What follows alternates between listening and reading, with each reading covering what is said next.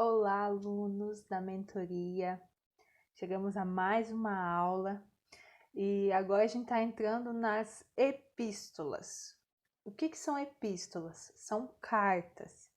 Então agora a gente vai começar pelas epístolas paulinas, pelas epístolas de Paulo, as cartas de Paulo. Então, são 13 cartas. Então, no Novo Testamento tem 21 epístolas, tem 21 cartas, e 13 delas foram escritas por Paulo. E elas estão colocadas em ordem de tamanho, elas não estão colocadas em ordem cronológica. Então, a gente vai ler conforme está na Bíblia, mas não está na Bíblia em ordem cronológica. Não tem a necessidade de estar em ordem cronológica. Não vai mudar a gente ler a ordem cronológica ou não. Então a gente está começando pela ordem da Bíblia, que é Romanos, que é a maior carta. Dizem que é a carta mais completa das cartas de Paulo. Então, primeiro a gente vai ver então o que são as epístolas, quais epístolas são, quais cartas de Paulo ele escreveu. Então, primeiro ele escreveu a carta aos Romanos, depois 1 e 2 Coríntios, que é a carta de Paulo aos Coríntios. Gálatas, Efésios, Filipenses, 1 e 2 Tessalonicenses, 1 e 2 Timóteo, Tito e Filemão. Então essas são as cartas de Paulo, essas cartas Paulo escreveu. Depois, quando terminar essas cartas, tem outras cartas, que é as epístolas gerais, escritas por outros autores. Daí a gente vai ver depois, na decorrência. Então, a carta de Paulo aos Romanos. Então, Paulo estava em Corinto quando ele escreveu essa carta, no período de 58 depois de Cristo. Então, Paulo estava na sua terceira viagem missionária, né? Ele estava na terceira viagem missionária que a gente viu lá no vídeo anterior, na aula anterior de Atos, que a gente viu as viagens missionárias de Paulo. Paulo estava em Corinto quando ele escreveu essa carta para mandar para os romanos. Ele tinha o desejo de ir para Roma, mas primeiro ele escreveu a carta para os romanos, para a igreja lá de Roma, para a igreja cristã, para a igreja que acreditava em Jesus lá, que se formou, se estabeleceu, e ele mandou essa carta falando várias coisas sobre o evangelho, sobre o reino de Deus, sobre esse Messias. E ele tinha o desejo de ir até Roma, mas ele não conseguiu ir fazer essa viagem a Roma, mas posteriormente ele ficou preso em Roma. Então, no final lá, logo após a terceira viagem missionária, ele ficou preso em Roma, mas ele não chegou a ir fazer uma viagem missionária lá. Mas ele tinha o desejo de expandir, de estabelecer Roma, através dele estar ali, né, orientando, dirigindo o povo ali em Roma, e ele tinha o desejo de expandir ali para a Espanha, tudo. Coisa que mesmo após a morte dele foi indo, né, até expandir para todas as nações, até o confim da terra. E ele tinha um desejo de expandir cada vez mais. Então, como que se iniciou essa igreja em Roma, então, se Paulo não passou por lá? Como que iniciou essa igreja em Roma para Paulo mandar essa carta? Foi assim, lá em Atos 2, a gente vê que teve a descida do Espírito Santo, o dia de Pentecostes, eles começaram a falar em línguas das pessoas que estavam lá, né? Línguas maternas, e pessoas, judeus, né? Pessoas que estavam lá, fizeram essa igreja lá em Roma, porque as igrejas começaram a se espalhar através de Pedro também. Pedro, que era a pedra fundamental da igreja também. Várias outras pessoas foram indo e começou a crescer. Essa igreja começou a nascer em vários povos, em vários lugares. Naqueles lugares onde eu mostrei nos mapinhas na última aula sobre as viagens de Paulo. Ali começou a se estabelecer a igreja. E uma igreja foi formada em Roma, com judeus e romanos, com judeus e gentios. Pessoas que eram da lei judaica ali, da lei mosaica lá do Antigo Testamento, pessoas que levavam essas leis, e pessoas que através do Evangelho de Jesus foram se convertendo. Então aí nasceu essa igreja em Roma. Daí teve um período lá com o imperador romano. Eu tava com o nome dele na ponta da língua, mas eu não vou lembrar agora. Esse imperador romano, ele expulsou os judeus de lá, não queria que os judeus ficassem lá em Roma. Então, os judeus saíram acho que passou uns 5 anos, eles puderam retornar para Roma. E quando esses judeus dessa igreja cristã retornaram, teve uma divisão, teve um racha na igreja de Roma. Por quê? Porque os judeus querem da tradição do Antigo Testamento lá, da Torá, que é os 5 primeiros livros da Bíblia, que fala bastante as leis de Moisés, que tem que guardar o sábado, tantas outras coisas, que eles seguiam à risca essas leis, começaram a ter confronto com aqueles gentios que se converteram ali a partir de Jesus, que eles viviam nesse período que Jesus salvou eles e tal. Daí teve esse racha na igreja de Roma. Então eles se dividiram, né? Cada um com sua ideia, cada um com sua posição.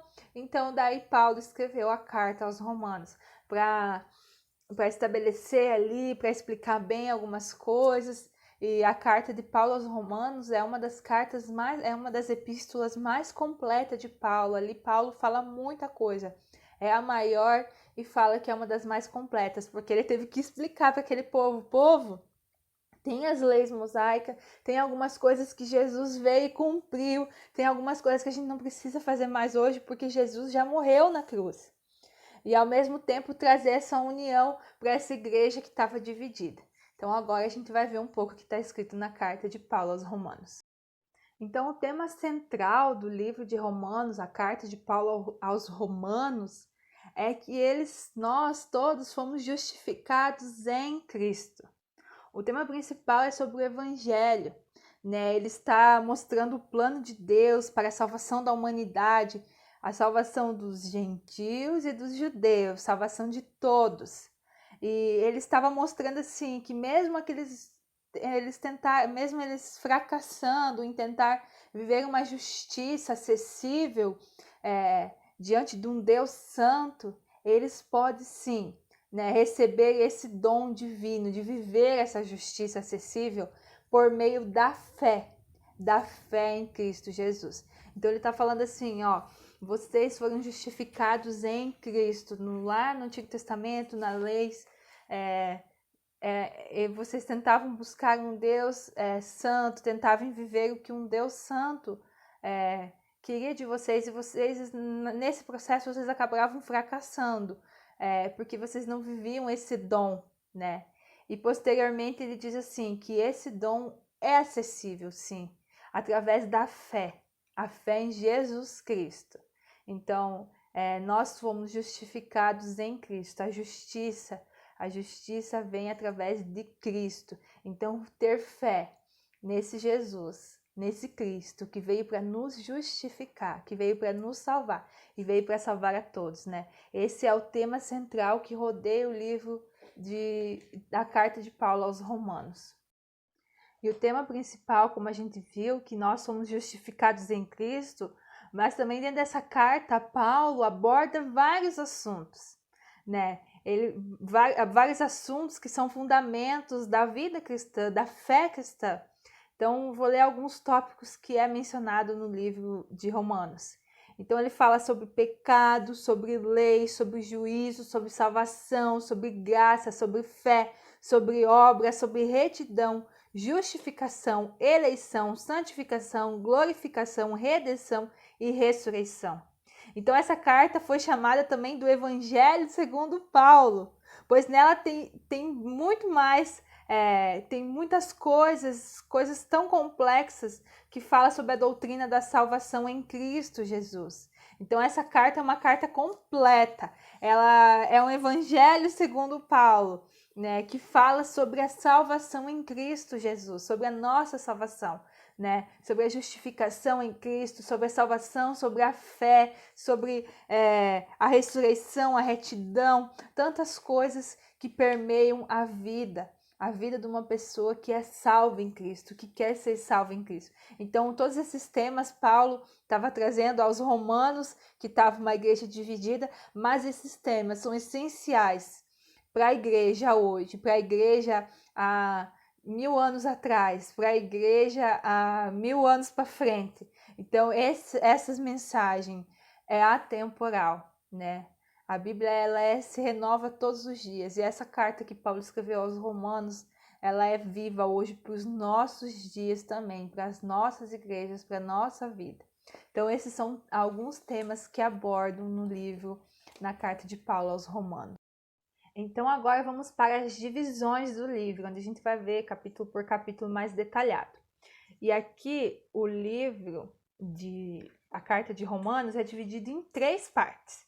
Então, a primeira parte é do capítulo 1 ao capítulo 8 e é a parte doutrinária. Aqui ele fala o que o evangelho faz por nós.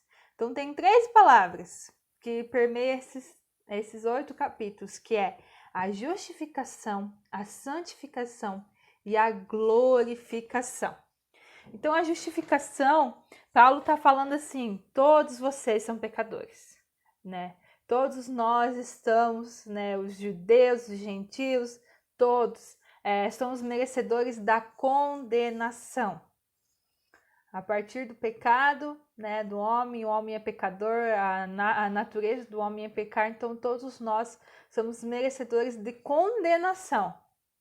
Aí ele fala assim, mas pela graça de Deus e pela fé em Jesus, nós podemos ser salvos. Então, pela graça de Deus e a fé em Jesus, você pode ser salvo. Nós nascemos condenados, mas através da graça de Deus, né, e a fé em Jesus, nós podemos ser salvos. Então, aqui ele está falando assim, que não importa o que você tem feito, não importa o que você faz, mas a nossa salvação baseia-se totalmente em Cristo. O que Cristo fez em favor de mim? O que Cristo fez em favor de você? Nós podemos seguir as leis de Deus corretamente, mas aqui está falando assim, não importa se você seguiu as leis de Deus, se você não ter fé, você tem que ter fé, importa o que Jesus fez por você.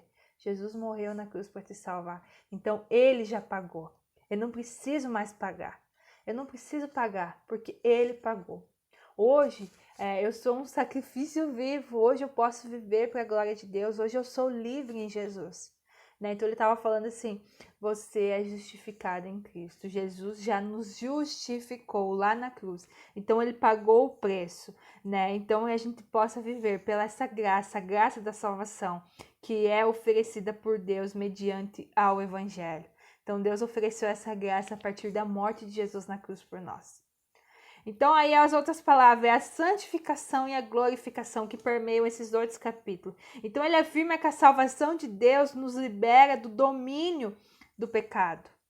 E que, portanto, não devemos mais ser escravos do pecado. E também o nosso destino é sermos transformados de glória em glória à imagem do Filho de Deus. Então, a partir do momento que Jesus morreu na cruz para nós não vivemos mais a lei, nós vivemos a graça, nós somos justificados em Cristo e nós podemos ser santificados e glorificados no Senhor. Então ele estava explicando ali aquele povo sobre a justificação, a santificação e a glorificação. Jesus, o Evangelho, ele veio para nos libertar, ele veio para nos salvar. E nós vamos ser glorificados em Cristo, nós vamos estar em Cristo de glória em glória. Então, nós não vivemos mais nas leis. Claro, nós devemos viver a lei de Deus, os mandamentos de Deus, mas nós não somos mais presos. Nós somos livres no Senhor, na fé e na graça do nosso Senhor Jesus Cristo, que morreu para nos salvar. E agora a gente vai vendo mais as outras 2 divisões do livro. E se está gerando dúvidas na sua cabeça sobre o livro de Romanos, porque agora as cartas de Paulo são simples, mas ao mesmo tempo a gente tem que interpretar bem. Toda a Bíblia a gente precisa interpretar bem. Então, sempre que gera alguma dúvida, através da minha explicação ou durante a sua leitura, pode me procurar e vamos esclarecer todas essas dúvidas. Aqui eu passo um panorama geral do livro. Mas tem dúvidas que são particulares a partir de um texto, a partir de um versículo que você possa estar tirando comigo. Então, eu não vou saber qual é a sua dúvida se você não me procurar. Então, agora a gente vai ver as outras partes do livro. Então, a segunda parte da divisão do livro, que é do capítulo 9 ao capítulo 11, que fala do plano de Deus para os judeus e para os gentios, né? Deus tem um plano para toda a nação, para todos nós. Então, aqui ele está falando, e aqui está relembrando também sobre o povo de Israel, que ele era o povo de Deus, né? No começo do capítulo 9, ele fala que o povo de Israel é o povo de Deus, é aquele povo da aliança. Mas alguns negaram a Jesus, né? Foram os próprios judeus que negaram a Jesus, foram os próprios judeus que foram responsáveis pela crucificação de Jesus.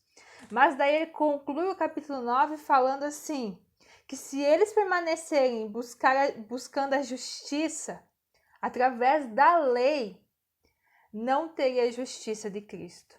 Então, que eles poderiam, que eles continuassem buscando, que eles deixassem, na verdade, de buscar a justiça através da lei, mas que eles buscassem a justiça em Cristo. Porque daí volta aquele mesmo ponto lá que ele falava assim, que todos nós somos justificados pela fé, né? Pela fé em Cristo Jesus. Não buscar a justiça com as nossas próprias mãos. Daí entra o capítulo 10, ele falando assim, que a religiosidade não salvou eles. Porque a religiosidade fez com que eles matassem Jesus. A religiosidade fez com que eles levassem Jesus para a cruz. Então, eles queriam a própria justiça, eles não queriam viver a justiça de Deus, eles queriam a própria justiça. Foi que eles crucificaram Jesus. Então, que a religiosidade, ela não nos salva, ela não nos salvou, mas sim a graça, sim a fé em Jesus, sim viver a verdade de Deus. Aí o capítulo 11, para fechar essa parte, fala sobre a salvação completamente pela misericórdia de Deus. Então todos nós somos salvos, todos nós podemos ser salvos. Os judeus e os gentios podem ser salvos através da misericórdia de Deus, através da fé em Jesus, através da graça que Deus nos derrama todos os dias. Então nós pecamos, nós somos pecadores, nós somos falhos. Você é falho, eu sou falho.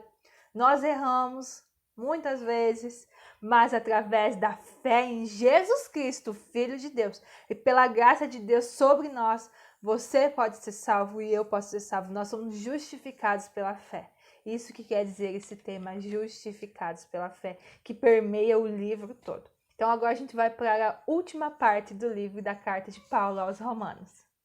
Então agora a gente chegou na terceira parte da divisão do livro de Romanos, da carta de Paulo aos Romanos.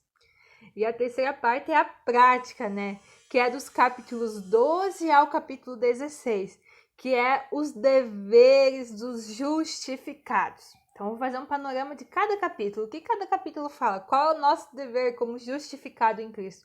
Todos nós somos justificados em Cristo. Então, no capítulo 12, ele fala para reconhecer a compaixão de Deus e ser um sacrifício vivo, para viver a vontade de Deus. Então ele fala assim que você deve reconhecer a compaixão de Deus e a partir disso ser um sacrifício vivo para viver a vontade de Deus. Então Jesus, ele morreu para nos salvar.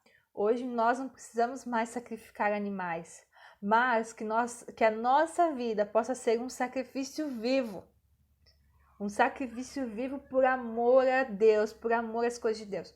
O que é ser um sacrifício vivo, Carol? É cumprir aquilo que as coisas de Deus pedem, aquilo que Deus pede para nós, né? Servir, estar em comunhão, amar o próximo, ser discípulos de Cristo, testemunhar com a nossa vida. Isso é ser um sacrifício vivo. Então, daí no capítulo 13, ele fala que nós devemos andar em obediência, que nós devemos ser obedientes a Deus, obediente às autoridades, obediente aos nossos pastores. Nós também devemos levar a obediência de Deus muito a sério, sermos obedientes a Deus. E daí no capítulo 14 ele fala assim que não é para ter divisões na igreja, né? Principalmente por julgar. Aqui ele está falando sobre aquela igreja de Romanos, mas ele fala para todas as igrejas hoje. Não tenha divisões nas igrejas, principalmente por julgar o seu irmão. Olhe para o seu irmão com o olhar de que Cristo vive nela. Olhe para a sua irmã com o olhar de que Cristo salvou ela, de que Cristo morreu na cruz para salvar.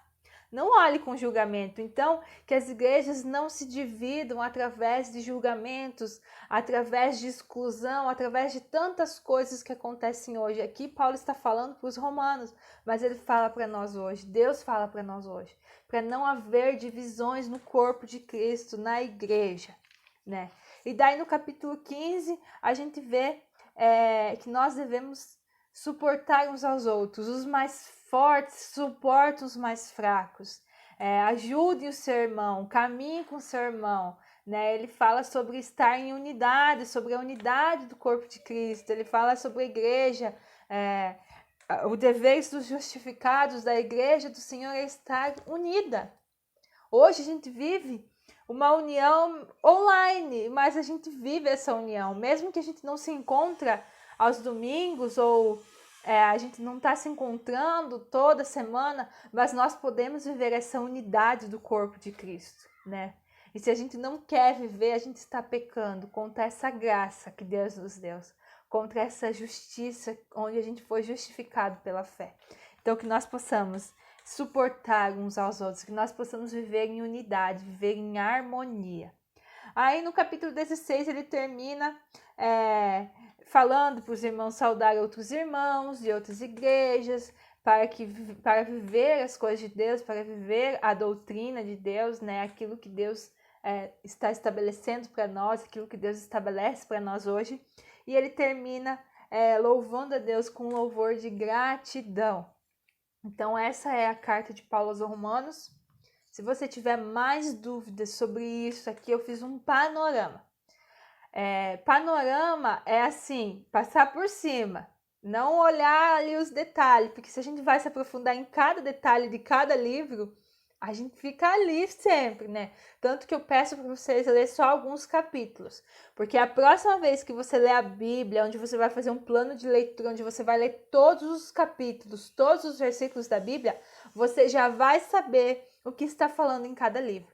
Então essa mentoria é sobre isso, sobre um panorama onde você vai entender a Bíblia, entender o que se passou naquele livro. E aí quando você lê de novo, após finalizar essa mentoria, você vai ler sozinha. E você já vai saber o que está escrito. Então vai vir a clareza.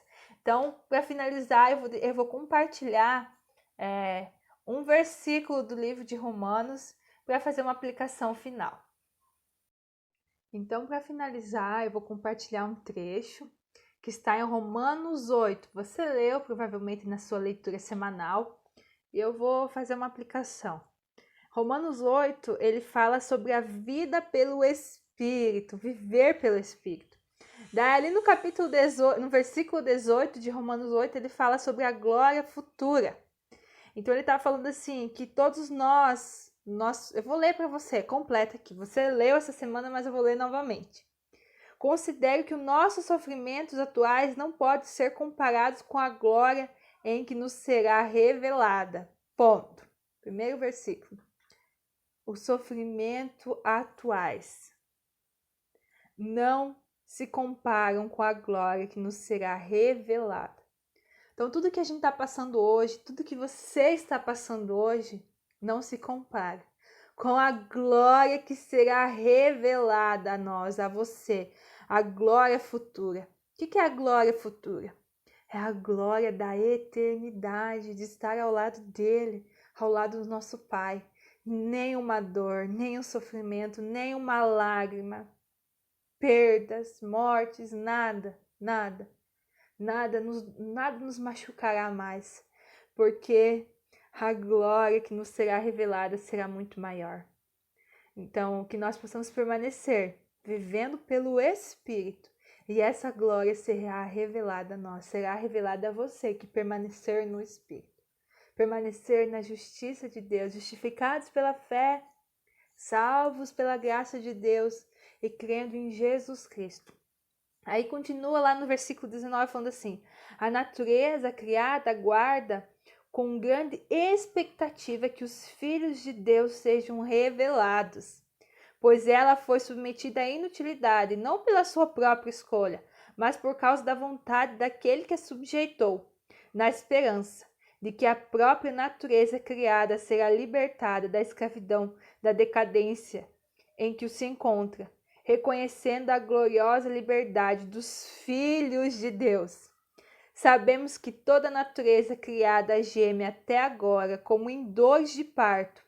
E não só isso, mas nós mesmos que temos os primeiros frutos do Espírito, gememos interiormente, esperando ansiosamente a nossa adoção como filhos, a redenção do nosso corpo, pois nessa esperança fomos salvos. Mas esperança que se vê não é esperança. Quem espera por aquilo que está vendo, aqui está falando sobre a vinda de Jesus, sobre a manifestação dos filhos de Deus. A terra geme ansiosamente pela nossa manifestação, pela proclamação dos filhos de Deus. E nós, lá no nosso interior, gememos também para sermos adotados como filhos. E nós somos filhos. Você é filho. E essa glória futura, essa glória de estarmos com Ele na eternidade. Aí o versículo continua dizendo assim: mas se esperamos o que ainda não vemos, aguardando pacientemente. Da mesma forma, o Espírito nos ajuda em nossa fraqueza, pois não sabemos como orar, mas o próprio Espírito intercede por nós com gemidos inexprimíveis.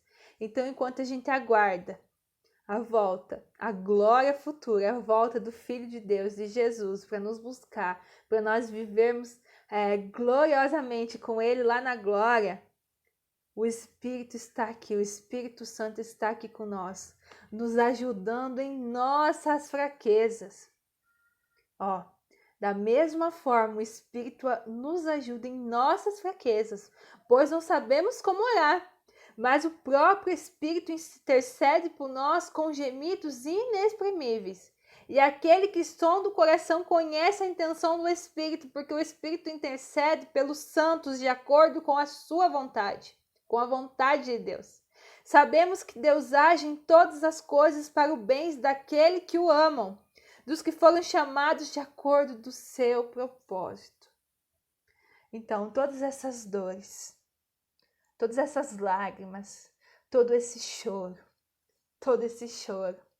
se cessará, porque nós estamos vivendo pelo Espírito. O Espírito Santo intercede por nós e vai cessar todo esse sofrimento que está tendo na sua vida. Vai cessar na glória futura, na glória, na esperança de estarmos na glória com o Pai. Então, permaneça, viva pelo Espírito. Tire o máximo que você puder dessas palavras que você está lendo, dessas aulas que têm sido ministradas para você. Tire o máximo, absorve o máximo de Deus em você. Não é de Carol, não é de Maitê, não é de pastor, não é de ninguém, mas absorve o máximo do Senhor na sua vida e viva pelo Espírito, porque mesmo quando nós não conseguirmos orar, mesmo quando nós estamos gemendo, quando nós estamos gritando por dentro, o Espírito Santo vem, intercede por você, intercede por mim. Quando as nossas lágrimas, quando a gente não consegue conter as nossas lágrimas, o Senhor enxuga as suas lágrimas. Porque todas as coisas cooperam para o bem daquele que ama a Deus, daquele que vive o propósito de Deus, daquele que permanece até o fim nos pés do Senhor. Então, que você possa permanecer firme e que você possa nunca desistir e viver pelo Espírito de Deus. E que todas essas coisas um dia passarão. E nós estaremos glorificados com o Pai lá na eternidade. Isso será uma dádiva daqueles que permanecerem fiéis até o fim. Então Deus abençoe. Finalize a sua aula aí. Ore ao Senhor. Tire esse momento com Deus. E se você precisar de algo, eu estou à disposição. Se você precisar conversar, se você quiser tirar alguma dúvida sobre essa aula, pode me falar comigo. Talvez algo que eu falei não ficou muito claro, então você pode me procurar e eu estarei com maior disposição para ajudar você. Deus abençoe.